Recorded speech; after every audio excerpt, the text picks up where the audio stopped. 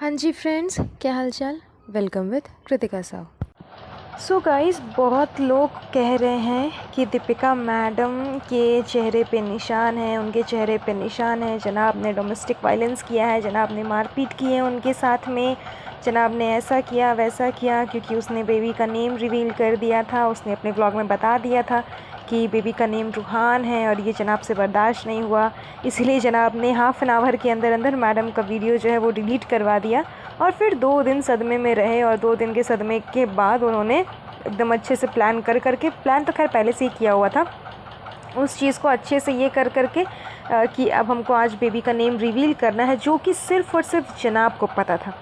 जिस तरह से जनाब बन ठन करके सज सवर करके अपना बाल हेयर स्टाइल वगैरह बनवा करके आए थे, पता था कि जनाब को कि आज वो व्लॉग में अपना ये करने वाले हैं, नेम रिवील करने वाले हैं। लेकिन पूरी फैमिली में किसी को नहीं पता था कि नेम रिवील होने वाला है, क्योंकि किसी के एक्सप्रेशन से समझ में ही नहीं आ रहा था कि हाँ बेबी का नेम रिवील होने वाला है।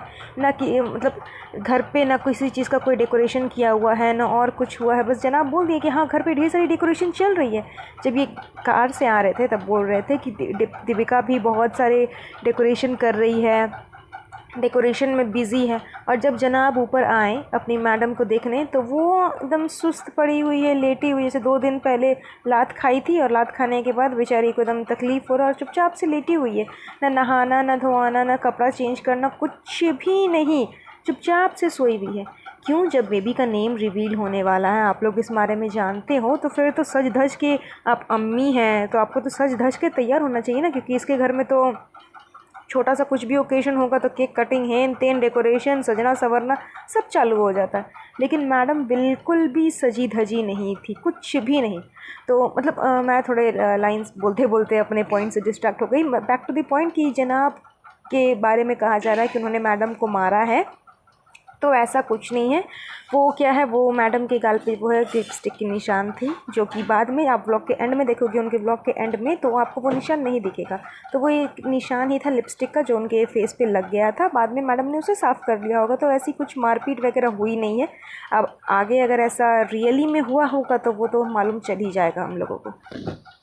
उसके बाद भी देखिए, इतना सब कुछ होने के बाद भी मैडम अपने जहान में, अपने जहान में नहीं तो अभी तो फ़िलहाल सबा के जहान में अकेली ही पड़ी हुई है।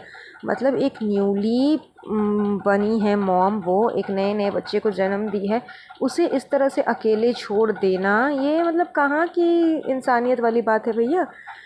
किसी भी मदर के लिए एक नए नए बच्चे के बारे में जानना, उसका रूटीन जानना, कैसे कैरी करना है, कैसे रखना है, ये सब कुछ बड़े बुज़ुर्ग बताते हैं। लेकिन यहाँ पर तो ऐसा कुछ भी नहीं है। सासू माँ को कोई मतलब नहीं है, इसकी माता जी को कोई मतलब नहीं है, ना और किसी को कोई मतलब नहीं है। ऐसे तो ये अपनी खालाओं को ला ला करके यहाँ पर धरना दे करके महीने महीने भर तक रखेगा, लेकिन अभी जब ज़रूरत है तब कोई नहीं है, ना नाज़ा खाला है, ना बेटी खाला है, कोई नहीं है कि हाँ आकर के बच्चे को संभाल दे, ये कर दे, वो कर दे, कुछ भी नहीं। मैडम अकेली ही पड़ी हुई है। पहले भी ये डिलीवरी के टाइम पे भी, डिलीवरी बोल रही हूँ, प्रेगनेंसी के टाइम पे भी अकेली ही थी। पूरा प्रेगनेंसी वाला जर्नी इसने अकेले ही गुजार लिया। सेकंड, इसने अभी डिलीवरी के बाद अभी बेबी आया है, तो बेबी आया तो वेलकम वगैरह करना है। जहाँ कंटेंट मिलेगा वहाँ इन लोगों को जाना है कि बेबी आया है तो उसके लिए प्रिपरेशन वगैरह, वहाँ कंटेंट मिलेगा, वहाँ पर जाएंगे। बच्चे का नेम रिवील हो रहा है, वहाँ पर जाएंगे। लेकिन 24 घंटे जब बच्चे के साथ में रहना है, क्या हो रहा है, नहीं हो रहा है, कैसे हो रहा है, ये सब कुछ जब बताना है, जानना है, यहाँ तो भैया कोई कंटेंट मिलने वाला नहीं है, तो यहाँ किस लिए जाएंगे। सब के सब एकदम कैमरा लवर है, सब के सब सिर्फ कैमरा का अटेंशन पाना है, कैमरा के सामने जाना है, ताकि किसी तरह लोगों की नज़र में बढ़िया बन सके, इमेज बढ़िया कर सके। पूरी की पूरी इब्राहिम फैमिली के दिमाग में बस यही रहता है, किसी तरह इमेज बढ़िया करो, अपना इमेज बढ़िया दिखाओ लोगों के सामने। डुप्लीकेट इमेज जो है वो नहीं दिखाना, डबल स्टैंडर्ड रहना है, डबल मीनिंग वाली बातें करना है, 2 पर्सनैलिटी के साथ में जीना है, बस यही करना है। और कैमरा के पास में 24 घंटे बैठे रहना है, बस जब कंटेंट मिले। बिना कंटेंट का, बिना व्यूज़ का कोई मतलब नहीं है, किसी से कोई मतलब नहीं, बस कंटेंट के भूखे सब के सब हैं।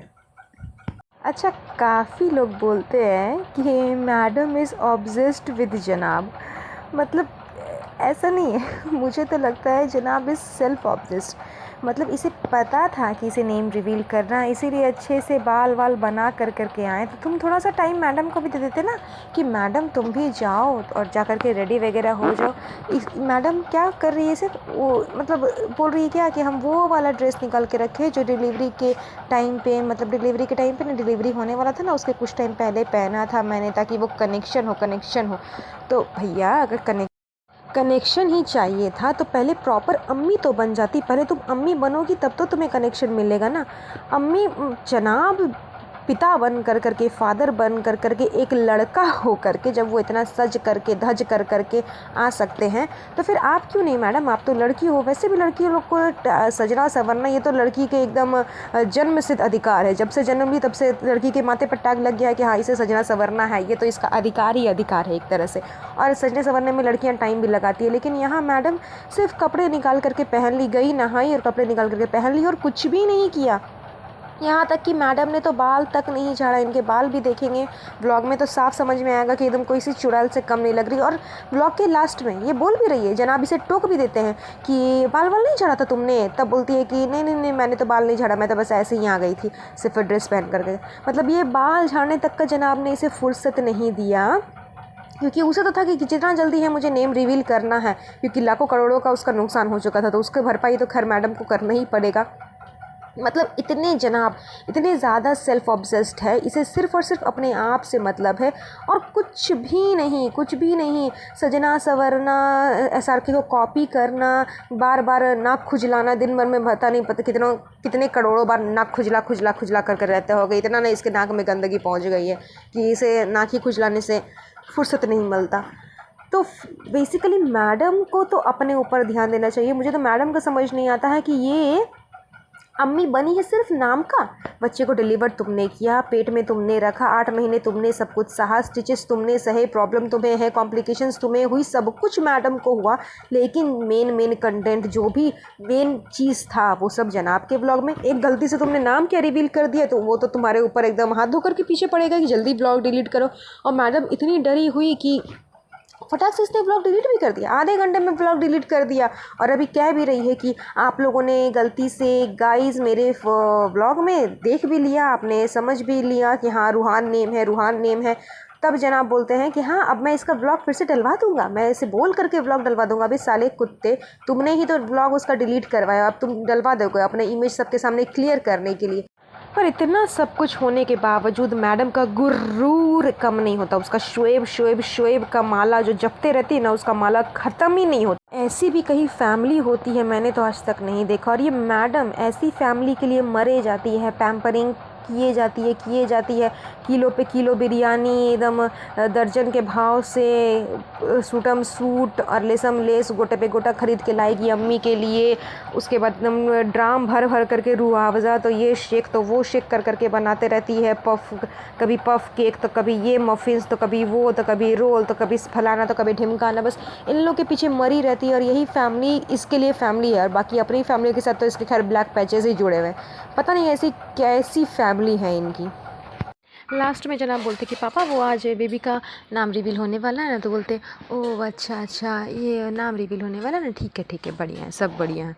मतलब हद हो गया भैया। साफ समझ में आ रहा है जनाब के ब्लॉग से कि वो कितने अपने पेरेंट्स को प्यार करते हैं।